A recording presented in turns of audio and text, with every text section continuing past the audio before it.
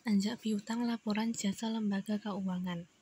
Pengertian, anjak piutang adalah aktivitas pengalihan atau pembelian piutang dari satu pihak ke pihak lainnya, termasuk urusan penagihan, pengingat, sampai penerimaan pembayaran dari debitur.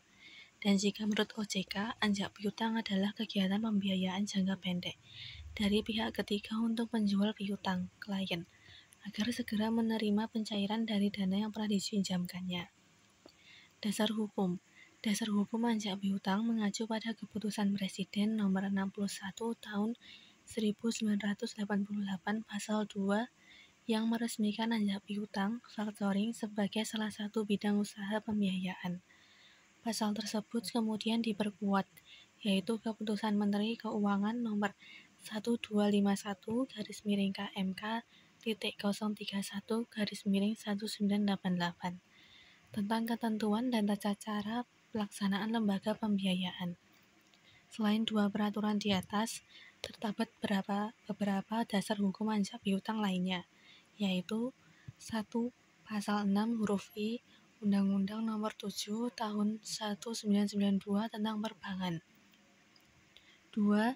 Keputusan Presiden Nomor 81 Tahun 1988 tentang Lembaga Pembiayaan. 3. Keputusan Menteri Keuangan Nomor 468-KMK.017-1995 tentang penentuan dan tata cara pelaksanaan lembaga pembiayaan. 4. Peraturan Menteri Keuangan Nomor 84-PMK.012-2006 tentang perusahaan pembiayaan. 5. Peraturan Presiden Nomor 9 Tahun 2009 tentang lembaga pembiayaan. Manfaat anjak piutang: 1. Memperlancar arus kas perusahaan. 2. Memindahkan risiko ke pihak anjak piutang. 3. Mempercepat proses produksi. 4. Mengalihkan tugas penagihan. Jenis-jenis anjak piutang: 1. Full service factoring, menyediakan segala jenis jasa kegiatan anjak piutang, dari penagihan, penerbitan invoice, sampai penerimaan dana dari debitur. 2. Book factoring, jenis anjak piutang yang hanya mengcover kegiatan pembayaran di muka atau DP, dan penagihan periodik kepada debitur. 3. Maturity factoring, Maturity factoring hanya bertindak sebagai pengawas, penata administrasi, dan pelindung kredit saja. 4. Agensi factoring, jenis anjak piutang dengan mengatasnamakan penagihan piutang pada perusahaan lain. 5. Invoice discounting factoring, perusahaan anjak piutang yang hanya menyediakan jasa pembiayaan piutang tanpa menagihan. 6. Undisclosed factoring, perusahaan anjak piutang khusus menyediakan jasa proteksi terhadap bad debts. 7.